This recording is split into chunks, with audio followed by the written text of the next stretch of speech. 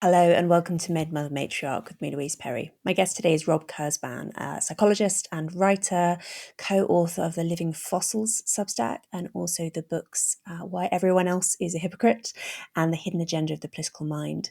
We started off today by talking about why modern parenting is so particularly stressful and whether this is to do with evolutionary mismatch and in general what we can do to reduce the anxiety that evolutionary mismatch induces in our modern minds. In the extended part of the episode, we also spoke about moral disgust as an ancient intuition and whether or not we should disregard it.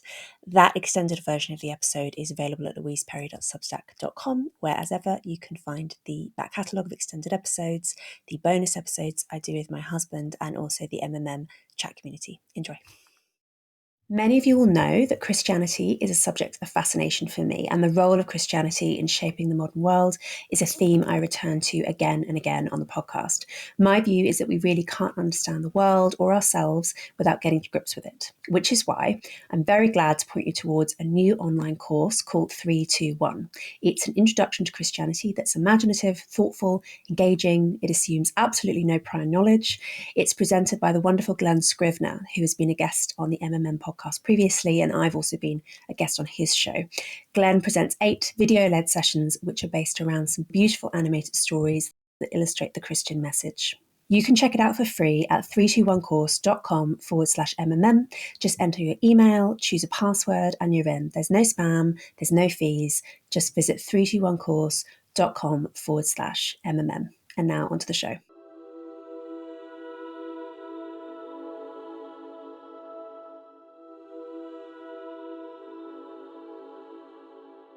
Rob, should we start by talking about parenting? Because there's been a lot of stuff on your Substack recently about parenting and specifically about the evolutionary mismatch that we all experience as modern humans, but the parents experience particularly in terms of, I mean, this kind of paradox we have where we are, on the one hand, safer and more affluent, those of us in the West, safer and more affluent than we've ever been as human beings. But also there are some uniquely stressful things about the modern world to our Stone Age brains. And I think that parenting is a very good example of that paradox at play. Yeah, super interesting example. I mean, I think there's a couple of things there that sort of stand out, which is one is that we just don't have as many kids on average as we used to. Probably, uh, you know, there were more offspring. And what that means is that our psychology sort of is designed, for a world in which there's more of them. That's sort of a mismatch. And so if you do wind up with a very small number, then, and I think this has been reflected in other people's sort of the scholarship on this as well, is that you think, well, if I've only got the one or the two, then, I really need to invest and be really careful with them. I'm not saying that, parents used to be cavalier about the safety of their kids, although I will tell you this one story. So when I used to work with anthropologists, and I was always curious about, what do they do with kids who are sort of misbehaving? Like, is it like the West? And so what they tell me is, you have these kids and they play by the fire and then they burn their hands, and the adults who are watching them, their reaction is to laugh. They just laugh that off. I think that's very funny. Very different reaction. And I wonder a little bit about that. There's another piece to this, which I think is a big mismatch, which is this sort of L-shaped world where you've got a winner take all society, which means, you really want your offspring to be high, at the top of the heap because that's where all the rewards are. So you put those two things together and all of a sudden, you've got all this anxiety associated with the fact they've only got a couple of kids as opposed to, an heir and a spare, however you want to put it. And then you don't just want to invest in them, you sort of want to make sure they are at the top of the heap. What does that do to parenting psychology? How much pressure does that put on parents? I think that makes it really tough. The L-shaped society you describe, I guess that's a product of meritocracy. That's not I mean, because it's inequality plus people actually having a degree of agency over how things turn out for them. I think it's an effect of, free markets where if everyone wants to watch the best, sport athlete or, buy the best book or watch the best podcast or whatever, then yeah, the advantage being at the top as opposed to in the middle, I mean, it's just huge. And so I sort of get it. I'm not a parent myself, but I understand the motivation there. And again, that it's just got to add additional stress. And then, so you've got all the stress of parenting. How does that affect kids, right? Who are also now subject to parents who are sort of, whether you want to talk about helicopter parenting or whatever you want to talk about. They're then in this environment where, again, going back to the fire example, I don't know, maybe we evolved a world in which parents often just let their kids sort of free range, do their thing and learn from the world, learn from nature what's going to hurt them and what's going to help them. And then, now our evolved psychology in this world where it's sort of designed for sort of individual learning. And now you don't really have much of that. I think all those things are challenging for kids. And there are also hazards that we're not evolved to, like cars, right? I mean, people bemoan the fact that kids don't run around playing in the street in the way that they used to 70 years ago. And maybe some of that's to do with helicopter parenting, but I think it's mostly to do with cars. Kids aren't evolved to avoid cars. Exactly, and electrical sockets, and getting addicted to TikTok feeds and so on. I mean, I think right that's sort of a weird. So you've got these businesses, these firms.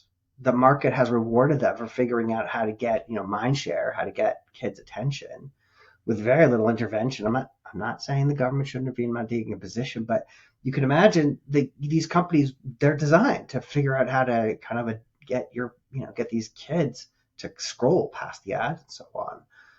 That wasn't something that our ancestors had to worry about. And we may not have much of a defense against them. I mean, John Haidt obviously is the person who's talking most about this and says, look, if your kids are sort of defenseless in the face of the market forces, which are really rewarding companies for making addictive content or platforms, what have you, maybe you need to kind of get in there. They're probably good at smelling out a tiger and be like, okay, probably should go the other way, but yeah, we're just not designed. We have no immune system against this kind of onslaught of magnets for our attention. That's a tough problem. And then we're so evolved for something like being cautious around snakes or something ancient and slightly useless like that. Do you think that as well, part of what's going on there, I'm thinking about the kids burning their hands in the fire example, is also just having fewer kin around. Because if you're in that environment where you have loads of people who are related to the child in proximity to them a lot of the time, there are so many eyes on them all the time, people who care about, burning their hand a little bit doesn't really matter, but obviously doing something lethal does. And if you have eyes on that child that aren't just parental eyes, surely that reduces the stress on the parents as well. For sure. We Yeah. So from an evolutionary perspective, when you think about the ancestral environments, it wasn't just kin around; it was your allies and friends, right? So people used to spend all their time around people who had an investment in your ongoing welfare and so on. And I think that when people go to conferences and so on, academics, there's this really strong, powerful feeling like you're back among your people and your allies. And I think a little bit about what would it be like to be, in ancestral environments? You're always around the people who sort of have this. Don't get me wrong. Of course, there were internal feuds and there were rivalries, and not everyone could have the best partner or whatever. But yeah, I think, we live our lives around so many strangers who not only don't care about us, some of them want to exploit us as opposed to help us. So yeah, I think in terms of child rearing, this idea that it takes a village, people can have different views on it, but there's something true about that, about having friends and allies, kin and so forth around. And yeah, it's not surprising that if we're evolved for that, then what is it going to be like to live in a world where there's all these strangers around all the time? I mean, this big question about mental health among kids, I think this mismatch idea does help to explain a lot of it, which is that you're in a world which is just so different from the one your mind sort of wants to have. And the options, thinking about mothers, the options that tend to be presented, there are two of them in the Western environment. One is the put your kids in daycare and be physically separated from them quite early and go to work. The other is to be a stay-at-home mum, but normally what stay-at-home mum means is to be alone with your children for much of the day, and then maybe see other adults, but often adults you're not related to, and certainly not constantly be around other people who are all participating in sort of day-to-day survival stuff. And neither of those options are actually trad in the sense of being suited to what our minds are expecting from our environments. There's always uncertainty about ancestral environments. We have to be a little bit cautious, but it's sort of hard to imagine that either of those sort of mimics what our ancestors would have experienced. I don't know. I think a lot about, or at least a little about, kibbutzim and other contexts in which you've got this social world where people sort of know each other and they cooperate and everyone's whatever, which is so different from those two options you just described. I mean, they're just, I guess the daycare option to some extent, but those are not necessarily your friends and allies. Those are other people who spent the money to go to daycare, more or less. And then daycare has its own issues, right? Because, there's this question of incentives and, how much attention are they really paying? So, yeah, I agree.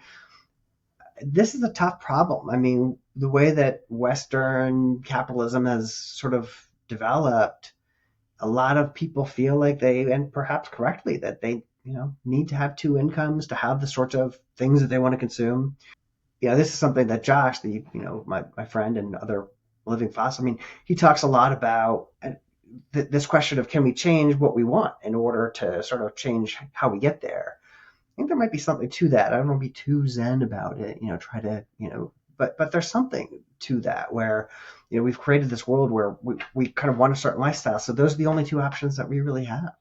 Is it Josh or is it you who has the what would a hunter gatherer do That's heuristic? Josh. Yeah. Josh, Right. it comes across, if you ever chat with him in person, he really does sort of crave the hunter gatherer lifestyle. I've been camping with him, and he really is kind of at home when he's in this environment. I mean, obviously, when we're camping, we don't have to worry about the things that we're not going to starve. We're not going to get eaten by a lion. But yeah, Well, you might in parts of North America. Oh, not a lion, but we had a lion. But there are real predators. there's critters out there. Yeah, that we're here in Pennsylvania. We got a bear too. So, um, but yeah, and I sort of get it too. When you're out in these environments, there is something, there's something that feels natural about the natural world. It's just tricky because the other world is kind of nice too, like indoor plumbing. That was a good idea. That's nice. So there's trade-offs everywhere. Yeah, and hunter gatherers have some pretty serious trade-offs. Although I think I'm persuaded by the anthropologists who suggest, having uh, done field work with hunter gatherer groups, that they probably are more sort of contented than modern people, despite experiencing a lot more hardship than us in a lot of ways, including things like high child mortality. Um, but people do see people when you don't have that constant stress of the evolutionary mismatch. It does seem to. It's really good for people. It's really good for people psychologically. Right. They've avoided the so-called diseases of civilization, but there's other diseases the medical stuff is tricky. I mean, there are, it's not idyllic. I mean, there's another piece to it too, which is that existing hunter-gatherers are sort of the groups that are, got pushed out into the places that other people didn't want to be. And so how representative how representative is it of, it's hard to say. Like maybe a hunter-gatherer group in a really great environment where there was, I don't know. It's very difficult to know. Again, the conveniences of modern life, we can't have, no podcasts and so on. The conveniences of modern life are a powerful argument in the other direction, but I think the social piece is really great. Like most of us, we don't live near our families, and we're bowling alone and so on. So the social networks are virtual in many cases, and I do think that preys on our psychology. On the hunter gatherer point, yes, this is a point that I did my undergraduate degree in anthropology, and this was a point that was emphasised in term one, which is that existing hunter gatherer groups are definitionally outliers because they're the ones that have survived modernity. And I don't know if you can see, I have a Venus of Willendorf statuette behind me Yes, the because, silhouette. Yeah. yeah, that my husband gave me because I did an episode on the podcast about the Venus of Willendorf. Discovered that she is fat and maybe also pregnant, but definitely fat, because there were some fat women in Paleolithic Europe, right? Which seems very odd now if you're only familiar with contemporary hunter-gatherer groups. But yeah, they're not necessarily representative of all of our hunter-gatherer ancestors. Yeah, and ultimately, unfortunately, we'll never, we have as much evidence as we have from the anthropological, the archaeological record, but it's difficult to know. I think again, for me, the this piece about waking up and in a world where the folks who are sort of really close to you, you know them, they were probably mostly your friends. Again, holding aside rivalries. I don't know, like as a person who lives in a big city and I'm around a million people, and yet I don't know any of them. There's something very appealing about kind of always having a group of allies and friends sort of around you on a daily basis. It's sort of like I remember as a kid waking up, when we were celebrating a big holiday. You wake up in the morning and like your extended family in there. It's like that's kind of great, and different. It was very refreshing. And yet, intentional communities have a bit of a bad record, at least to my knowledge, in terms of. I suppose people who form intentional communities are often doing so for ideological reasons, which rather than kin reasons or for mutual support, and so maybe they're more prone to collapse for that reason. So that's a great point, and that's why I think the kibbutz might be a better example. I mean, those have been fairly successful. It seems to be kibbutzim have. They were intentional as well. I mean, there's something extra special there, right? There's a camaraderie and a shared purpose that I think in that part of the world is not common to, let's say, some refugees from Berkeley who went to Bakersfield and decided to grow potatoes because they thought everyone should be equal or whatever. No offense to your listeners from Berkeley or Bakersfield. You know what I mean? So, and then, of course, there's a religious piece to it too. And so that shared ideology potentially is helpful. But you're right, these intentional communities, I mean, many of those communities in modernity sort of, I think the issue there was that they had this unrealistic view of human nature, right? So, if you bring people together, they can learn to share everything and not be jealous and envious. And it turned out, we're evolved to be envious and jealous. And you can't just, put up a bunch of rules and sort of undermine that deep psychology that's there no matter what. They're also probably selective for weirdness in terms of who joins them. I would think also, yeah, that there's a self-selection bias there, which probably in the end, yeah, is gonna lead to some difficulty. My kind of optimistic view of the using this evolutionarily informed view of human nature and of psychology in the modern world, where obviously there is a degree of inherent mismatch, is that if you're very clever about it, and I guess if you have sufficient resources or sufficient agency, you can have the best of both worlds. Have you seen Mark Zuckerberg, right, one of the richest men in America, I guess? He's quite into this. He does a lot of like martial arts.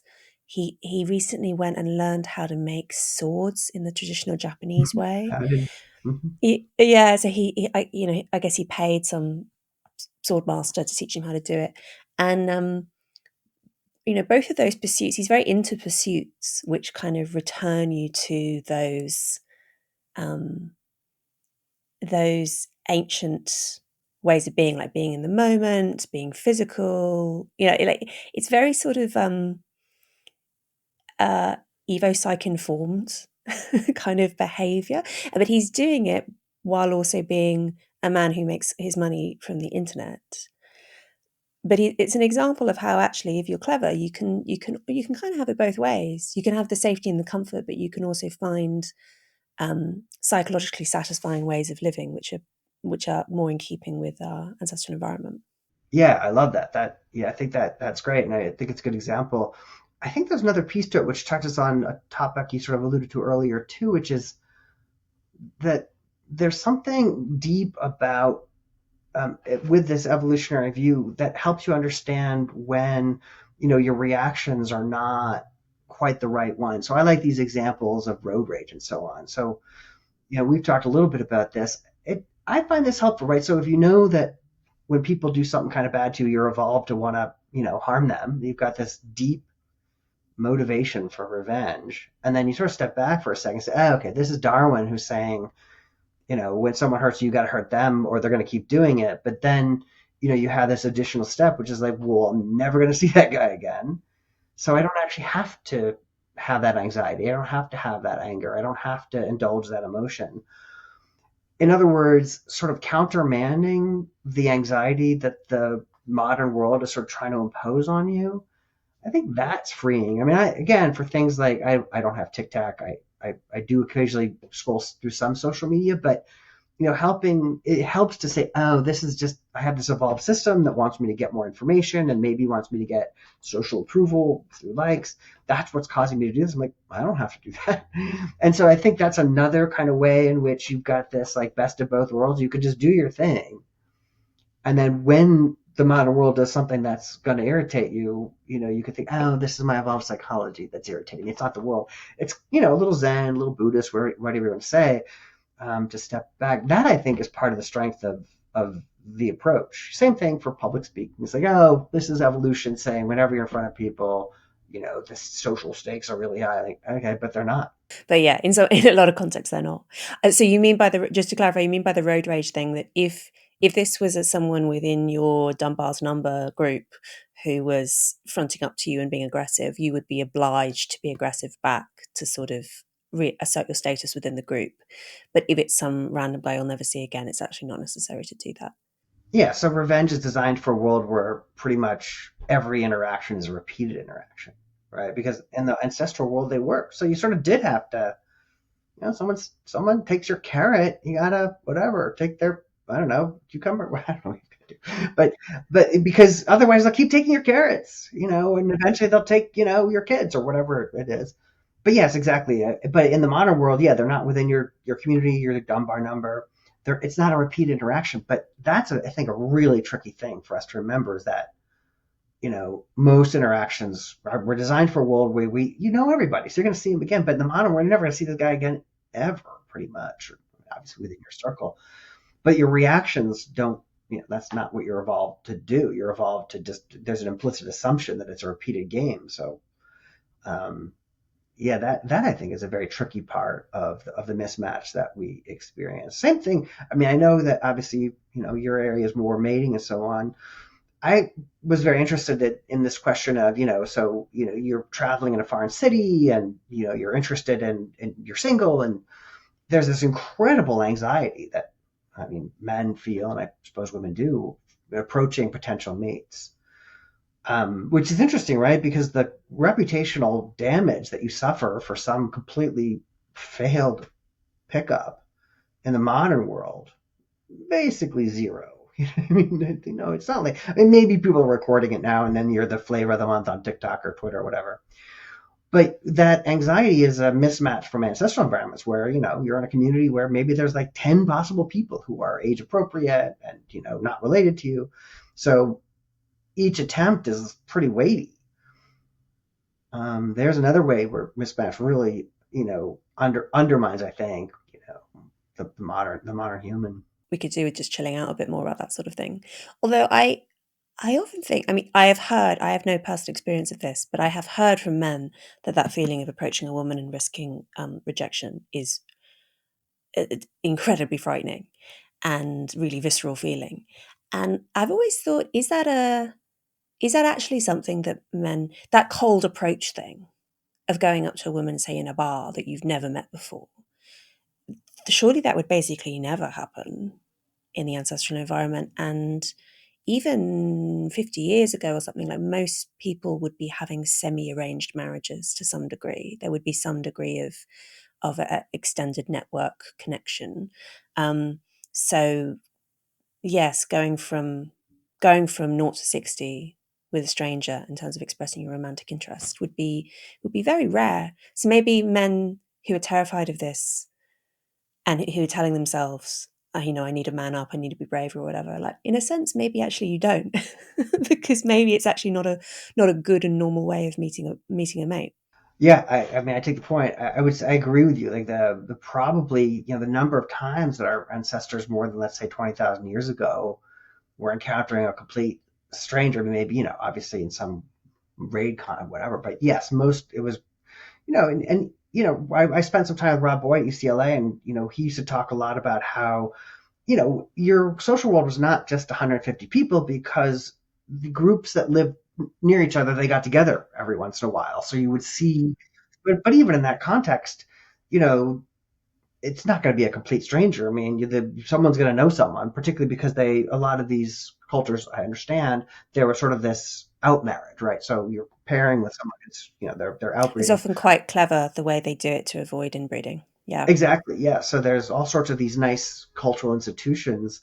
So yeah, as you say, it was probably quite rare. And so yes, you're doing something that we're not evolved to do. But yeah, my sense is that I would say yes, people do find it vaguely terrifying. I mean, it must be terrifying because there's a whole bunch of people who will try to sell you little how-to guides in terms of how to, overcome it. So, I always listen to the market. What's the market telling me? The market's telling me it must be pretty hard because people really, will charge a lot of money to get you whether it's a good idea or not.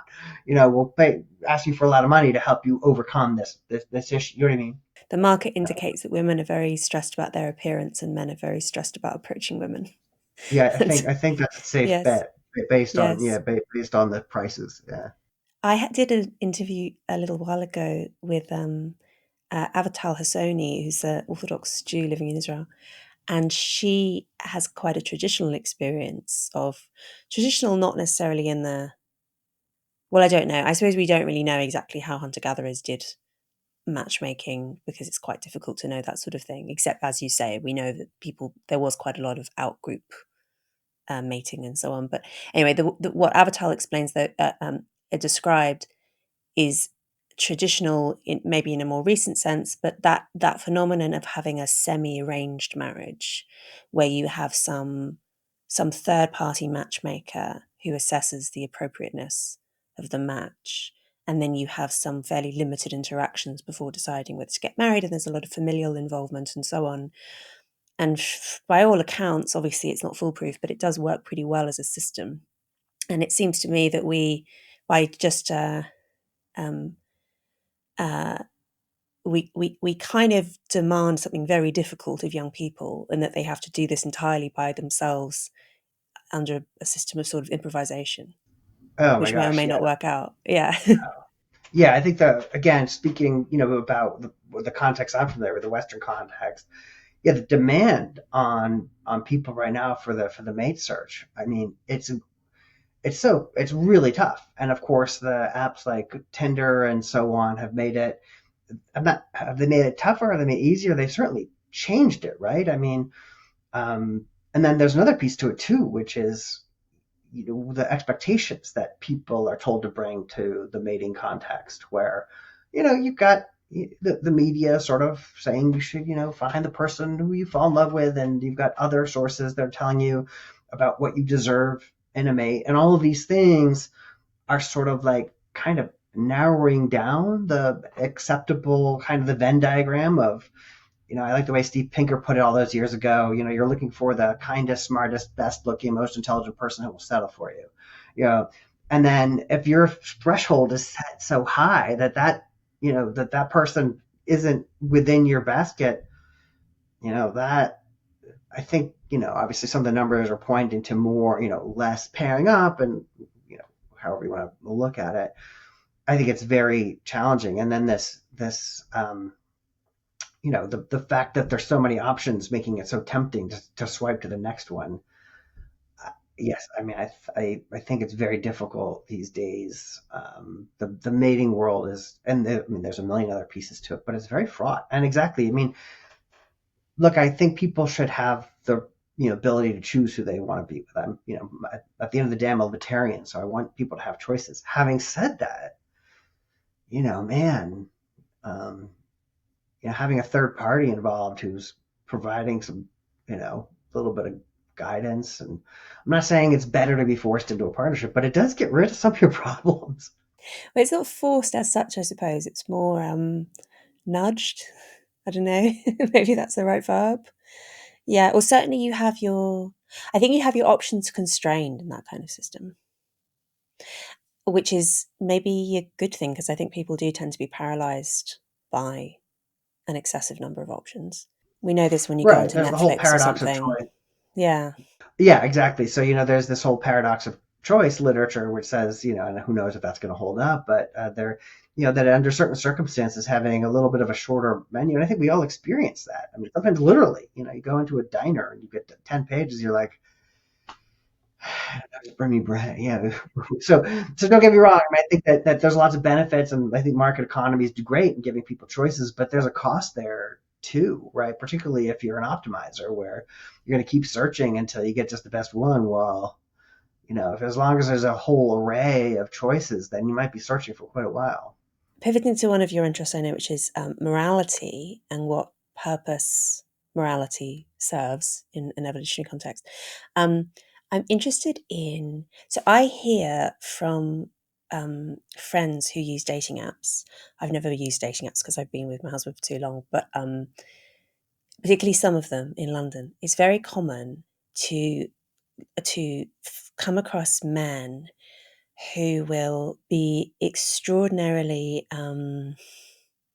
how to phrase this, who do a lot of kind of woke signaling on their dating apps, who will talk a lot about, and in different ways, sometimes in explicitly political ways, sometimes in more coded ways. And one of the things that annoys some of my friends is men who'll make a fuss about being very open about polyamory, as if it's a politically progressive thing, rather than what they kind of suspect is, which is that they're up for a threesome and they're trying to indicate that, right? That there's like, right. I'm interested in this question about whether or not you're aware that there's a gender politics gap between men and women, which has become quite stark in some countries in recent years, in that young women are much more to the left, much further to the left than young men. And I'm interested in how this works in terms of like morality signaling and mating. When you have this bigger gap, this must cause some friction. I mean, in some countries like South Korea, like famously really bad problems with friction between the sexes and politics. And I wonder if you have any thoughts on that in terms of this question of morality. I mean, it's complicated. I mean, as a general matter, the thing about me, I think you spoke with Jeffrey Miller some ways back, and he's completely right that basically there's all that it's all signaling. So, and then as you say, one of the big changes, and I think this is reflected in the survey data, is that there's more and more people who will reject someone in virtue of their political views than in the past. Like, certainly here in this country, the Trump no Trump thing, there's a bunch of people who would say, yeah, if you ever, whichever side you're on, it's just if you're a pro and then the other person, whatever. So that's like a deal breaker. Including for children, right? People say I would never want my child to marry someone who was MAGA, not MAGA, etc. Yeah, exactly, my whatever. And then so people so knowing this, people have used these apps to sort of send these signals, right? So I remember someone was showing me a profile, and it said ACAB, and they didn't know what that was. I don't know if you know what that means. Yeah. And so this is a way to signal, your political allegiance, and in a way that makes sense. I mean, you want to sort of save time. Like, you want to get, if there's a deal breaker, then there's a deal breaker. I do think, though, it creates some perverse incentives. Like, as you're saying, the thing about signals, again, as Jeffrey would point out, is that they're not always honest, right? Especially on a dating app, right? I mean, you can post a picture from 10 years ago. You can say you're into polyamory, and what you really mean is, yeah, threes, whatever. Um, and so if it's true that there's this big political divide, what you'd expect is for, men to start signaling that they're on your side. And a lot of these things are invisible anyway. They're just beliefs. But yeah, what you'd expect is just for people to keep signaling. And my guess is you get into this weird equilibrium, like you get a separating equilibrium where everyone is signaling that you're in group A or group B, to sort of ignore the B's or whichever one you have. Um, I My guess, and I don't know if this is true. My guess is this is probably not healthy. my guess is that, particularly because now, you know, I wrote this book with Jason Whedon many years ago, The Hidden Agenda of the Political Mind. And one of the things that we were trying to sort of point out was that this claim that if you know someone's position on X, you know their position on Y, that wasn't as true as at least back then. The data sets were not really supporting that. Like, people could be pro-choice, but also kind of fiscally conservative. There were those kinds of people out there, and they weren't even in small numbers. Those distributions have sort of collapsed, right? So now you can do a better job at predicting someone's view on X if you know their view on Y. So we're getting, again, this is US data now. You're getting these collapsing, political points, which means that within individual, there's less diversity. I'm guessing that's probably not great. But yeah, in the mating market, what this means is you sort of want to send out all these signals, right? That, I shop at Whole Foods and, I donate to Planned Parenthood or whatever your pictures have, Amnesty International in the t-shirt. I mean, and of course, people use all of these techniques to broadcast these signals that are basic. It's like fireflies. I mean, if you're a firefly, you broadcast your little flicker thing, and basically what that says is I'm this particular species, so if you're the same species, this is what's hanging. It's not really much more. I mean, obviously it's more complicated than that, but not that much more complicated than that. People don't realize they're doing this, right? That so much of this public expression of morality is about signaling rather than sincere belief. But I guess that, I mean, this is something that Jeffrey and I spoke about as well when he came on the show. Self-deception is very adaptive in some circumstances. Yeah, if you ask these people why they're putting it out there, they don't want to say, well, I know there's a separating equilibrium out there, and if I broadcast this signal, then I'm going to match with someone's going to. No, they'd be saying, I just think it's really important to say what you believe about this topic. It's just, and then they'll use this language, which is, completely self-aggrandizing. I'm the kind of person who just says what they think is really important. I mean, of course they do. And as you say, they don't, do they really believe it? I mean, who knows what they really believe? But my sense is that, yeah, that if you ask people, they'll say they sincerely endorse these positions, and the reason they're putting them out there, maybe they'll say is because I want to make sure someone's compatible or whatever. But I'm sure many people would say talk about the importance of expressing these views and owning them or whatever the language is. But yeah, again, we're evolved to sort of think that way, right? So we want to just be strategic about these things. It's such a stereotype, and as we know, stereotypes are mostly true, that you have young men in particular will be signaling their kind of work credentials or I mean, there's also this sort of phenomenon. It's not always true, but it's true enough to have become, again, a cliche of the male feminist, like self-proclaimed male feminist who's actually a sex pest. And I have almost never, with maybe a few exceptions, come across women doing the same thing. Like women, because we know that men are more conservative than women, but I've never come across women signaling their conservative beliefs in order to attract a male mate. It all seems to be going in one direction, that the men will put on this kind of peacock performance politically. Yeah, that's interesting. I mean, with all due respect, I wonder if that's to do with the circles that you travel in. I mean, there's this whole trad wife discourse, right? I suppose so, but are women doing that? Normally women who do that kind of, yeah, trad posting, they normally already have partners. They might be doing it because they have like an OnlyFans account and they want to get money, but they're not, I don't think they're generally doing it for sort of mating purposes. I mean, again, if Jeffrey here, he might say something like, look, I mean, what men are advertising is stuff that's in their head. So that's going to be beliefs and so on. Whereas what women are advertising is not stuff that's in their head. And so they have very different incentives when it comes to sending out the appropriate signals. You sort of want to signal the thing that the other half of the market is kind of most attentive to. I mean, if you ask, I mean, if you look at these surveys and you look at men's behavior on these apps, they're not looking at what women are saying. Their nuanced view on the issue of the day is. They're just, they're flipping through the pictures. I mean, I mean, that's my read of this literature is that's what's really going on. I mean, every now and then, again, you're looking for deal breakers. And then the other stuff, like you're saying, there is some signaling there, which whatever the flavor of the day is, whether it's vaccination or trans or race or whatever, you just want to broadcast you're a good member of the coalition, the tribe, the gang, whatever it is. Mm, you know, The episode is not over. There is another maybe 30 minutes of content, but it is behind a paywall. If you would like access to that content, if you would like to show support for the show, paid subscriptions are what keep it on the road. Allow me to pay my producers, put food on the table, all that important stuff. The extended version of the podcast is available at my Substack, louiseperry.substack.com. That's where you can also find, as I say every week, bonus episodes, extended episodes, the MMM chat community, all of this. Please sign up for a paid subscription. It makes such an enormous difference to my ability to keep producing the podcast and grow it even bigger, produce more episodes, all that good stuff. There are other ways that you can show your support for the show as well. You can rate and review us on Apple Podcasts. You can like us on YouTube. You can tell your friends and family how much you like the show. If you find it valuable, all of these things make an enormous difference to our ability to keep making it. Thank you so much.